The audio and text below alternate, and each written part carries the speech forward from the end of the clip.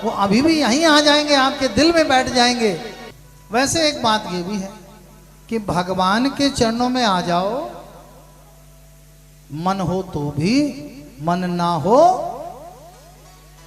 गोस्वामी जी कहते हैं, भाई कुभाई अनख आलसहूं, नाम जपत मंगल दिशि दसहूं।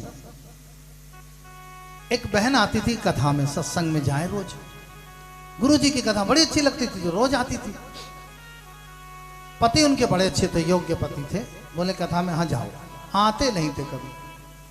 कोई बड़े अधिकारी थे, कुछ जॉब करते थे, नहीं आते थे। एक दिन सबको देखती थे कि कई लोग पति आ रहे हैं, साथ में पूजा कर रहे हैं। एक दिन गुरु जी के पास आए, गुरु जी। हाँ बेटा बोलो। गुरु जी हमें एक बहुत बड़ा दुख है। हाँ बेटा क्या दुख है? गुरु जी हमारे पति देव कभी कथा में आते ही नहीं। बोले बेटा लाओ तब तो। अरे बोले उनसे कथा बोली दो तो रूठ जाते हैं। कहते हैं ये सब फालतू, जिनके पास टाइम है उन्हीं का काम है।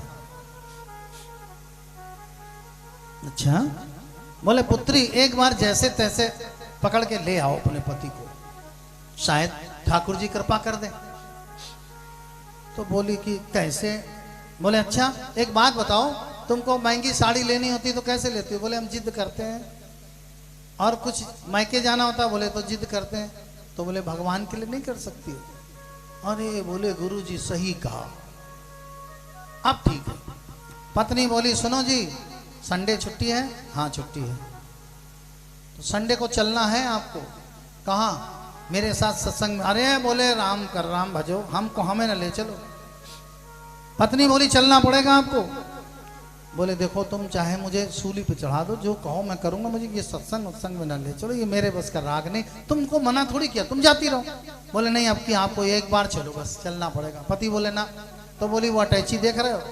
पति बोले हाँ। बोले फिर हम इस सवेरे मायके। ये धमकी पति के ऊपर बहुत तेज काम करती है। यहां पत्नी ने कहा मायके, वो बोले अरे रे अच्छा गुस्सा मत हो भाई, ठीक है कथा में चलना है सत्संग में, अब की संडे चलेंगे, लेकिन फिर मत कहना कभी। बोले ठीक। तैयार हो गए पति देव, पति पत्नी दोनों आए। पत्नी आज इतनी खुश कि पूछो मत। पति देव आए, बढ़िया जैसे यहाँ लगे जगह जगह, वहां एसी लगे थे, बढ़िया ठंडी हवा आ रही एसी से। पति देव, मैंने बताया था कथा में 4 प्रकार के लोग आते हैं। कुछ कथा सुनने आते हैं, कुछ कथा देखने आते हैं, कुछ सोने आते हैं। नींद आ जाती है।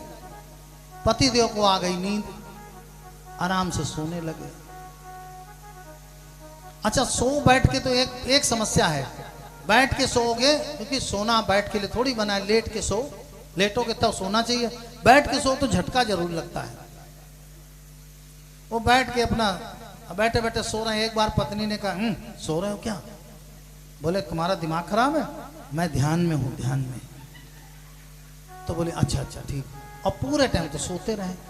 पर हुआ ये कि एक बार झटका लगा तो आंख खुली, सोचे सुन ले इनके गुरु क्या कह रहे हैं।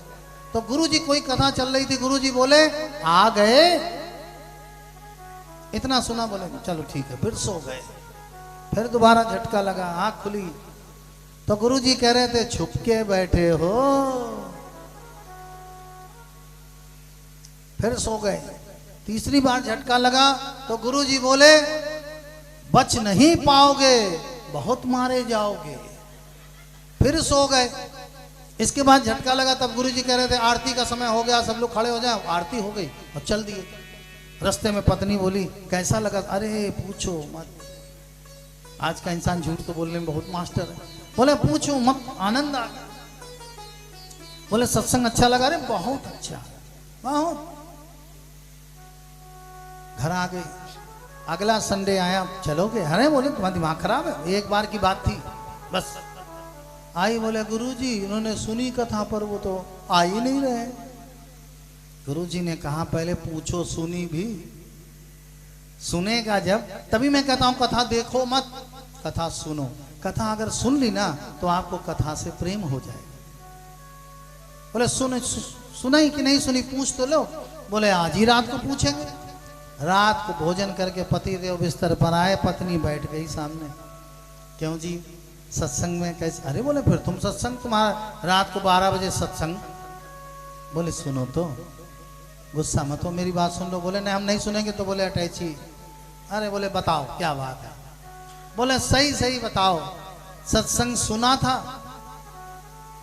पति बोला हाँ हाँ क्यों नहीं सुना।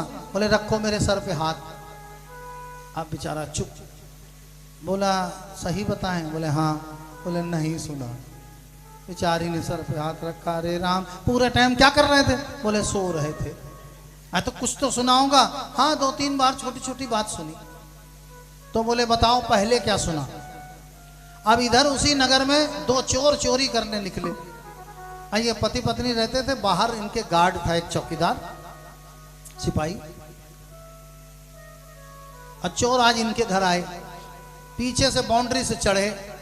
चोर चढ़ करके बस कूदे ही थे। पति को पत्नी बोली बताओ बताओ। पति को आ गया गुस्सा, चिल्ला के बोला तुम्हारे गुरुजी कह रहे थे आ गए। अब वो दोनों चोर डर गए। बोले इन्हें कैसे पता हम आ गए? बोले यहाँ कोई व्यवस्था बड़ी तगड़ी है, हम आए इनको पता चल गया आ गए। आपस में कहा थोड़ी देर यहीं छुपे रहो। जैसे ही कहा छुपे रहो, पत्नी ने कहा आप दूसरी बात भी तो बता दो। पति फिर खींच के बोला छुप के बैठे हो? वो बोले बताओ। इनको ये भी पता है कि हम छुपे हैं। चोरों ने कहा ऐसा करो, यहाँ कोई जादू मंत्र है, कुछ गड़बड़ है, वापस चढ़ो, बाउंड्री से कूदो, घर भचलो, यहाँ चोरी करना ठीक नहीं। वो चढ़ने लगे। पत्नी बोली अब तीसरा भी बता डालो महाराज, सोते ही तो रहे, तीसरी बात बताओ। पति बोला ऐसी छोटी मोटी बातें वाले बताओ तो। पति को फिर गुस्सा आई, चिल्ला कर बोला बच नहीं पाओगे, बहुत मारे जाओगे। दोनों धड़धड़ा के गिरे नीचे। गार्ड को आवाज आ गई, वो दौड़ के आया, पकड़ा, डंडे से मारना शुरू किया। और पति ने देखा चिल्लाने की आवाज, बाहर पति पत्नी आए। क्या हुआ? बोले महाराज ये चोर हैं दोनों। दोनों बोले महाराज चोर तो हैं, मगर ऐसा घर जीवन में पहली बार देखा। हम घुसे, आवाज आती है, आ गए, छुप गए तो कहते हैं छुप के बैठे हो। और महाराज हम वापस जाने लगे तो कह रहे हैं बच नहीं पाओगे, बहुत मारे जाओगे। सो डंडा पड़ गए, बच नहीं पाए। पति की आंखों में आंसू आ गए। अंदर गया, उसके पर्स में जितने कैश रुपए थे सब लेकर आया। दोनों चोरों को बोला भैया ये ले लो, इससे कुछ व्यापार करो, कुछ कमाओ धमाओ, चोरी गंदा काम है, जाओ। वो गार्ड बोला अरे महाराज इनको पुलिस में दो। पत्नी बोली पुलिस को फोन करो। बोले नहीं इनको जाने दो। अपनी पत्नी की तरफ घूमा, हाथ जोड़कर बोला देवी अब से हर रविवार मैं तुम्हारे साथ सत्संग में चलूंगा। रविवार तो छोड़ो, जब छुट्टी होगी तब सत्संग में चलूंगा। बोले क्या हो गया अचानक? अचानक क्या हो गया?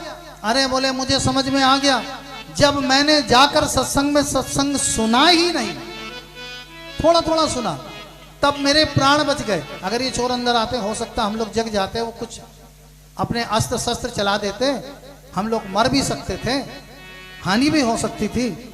जब केवल 4 अक्षर सुनने से जान बच गई, तो पूरा सत्संग सुनेंगे तो फिर हमारा कितना कल्याण होगा।